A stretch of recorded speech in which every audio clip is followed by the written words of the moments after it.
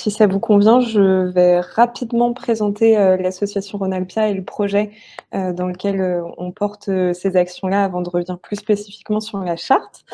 Rapidement, Rhône-Alpia, c'est une association loi 1901 et notre mission aujourd'hui, elle est à la fois de détecter, d'accompagner et d'accueillir des entreprises sociales dans leur territoire et les accompagner à différents stades de développement, que ce soit sur leurs enjeux de création, de consolidation ou encore de changement d'échelle.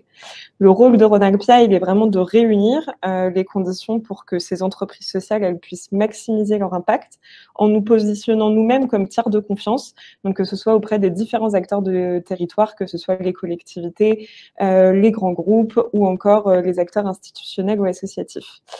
Rhône-Alpia s'est créé en 2013 et aujourd'hui, on a accompagné plus de 340 entreprises sociales auprès de 8 territoires de la région Auvergne-Rhône-Alpes, tant métropolitains que ruraux. Et ça a été un axe stratégique assez fort de Rhône-Alpia sur ces dernières années, de se développer dans les territoires ruraux, peut-être pour faire le lien avec le projet qu'on porte aujourd'hui et sur lequel le Rameau nous accompagne aussi dans le cadre de cette expérimentation. On porte déjà depuis 5 ans maintenant un programme d'accompagnement pour justement accompagner des entreprises sociales qui ont déjà fait preuve de leur impact à essaimer et à s'implanter sur de nouveaux territoires. Celui de la région Auvergne-Rhône-Alpes, en l'occurrence, vu que c'est notre territoire d'action et d'impact aujourd'hui. C'est un programme qu'on a expérimenté notamment sur la métropole de Lyon sur ces 5 dernières années, donc pour accompagner ces innovations à s'adapter, à ancrer leur impact et leur maillage territorial à l'échelle de la métropole de Lyon.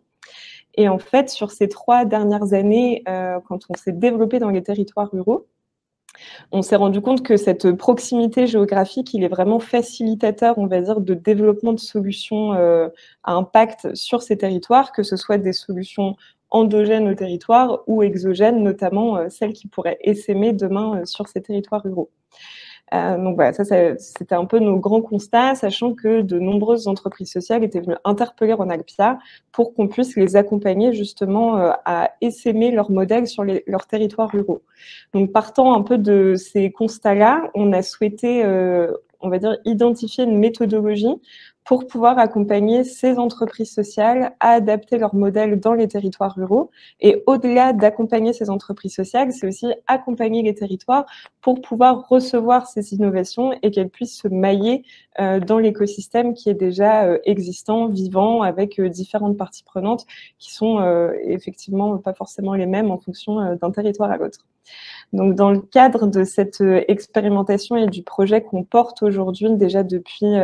1 an, on a travaillé justement avec cette charte de l'Alliance pour essayer d'identifier comment elle pouvait être un levier aussi d'opération, on va dire, pour Rhône-Alpia. Peut-être dans un premier temps, la manière dont on l'a appréhendé, c'était de se dire que c'était vraiment un outil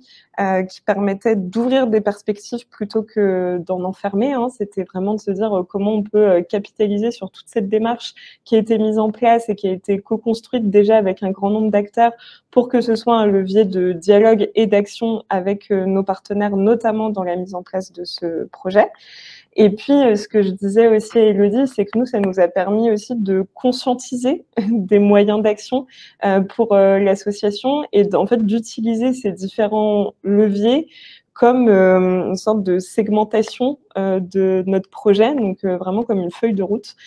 pour Rhône-Alpia avec ces différentes étapes que citait tout à l'heure Charles Benoît, dialoguer, partager, expérimenter, qui sont en fait un peu le fil rouge de cette expérimentation sur ces 2 années sur lesquelles on a prévu de tester ces méthodologies à la fois territoriales et d'ingénierie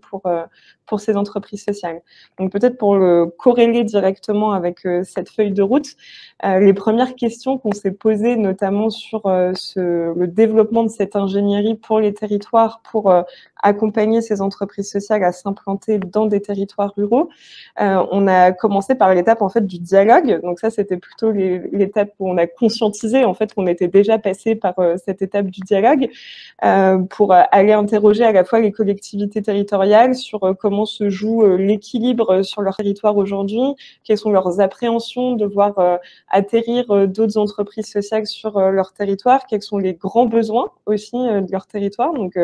voilà, cette phase de dialogue avec les acteurs publics, par exemple, et avec les entreprises sociales sur quels sont les enjeux qu'elles rencontrent, quels sont les moyens qu'elles ont à disposition. Donc, toute cette phase qui nous a pris déjà beaucoup de temps pour bien comprendre quels étaient les enjeux et quels pourraient être les leviers d'action de Ronalpia demain. La deuxième étape, qui est celle de partager, vous le disiez tout à l'heure, qui était aussi de partager notamment en fait des objectifs communs. On se rend compte que c'est une étape qui est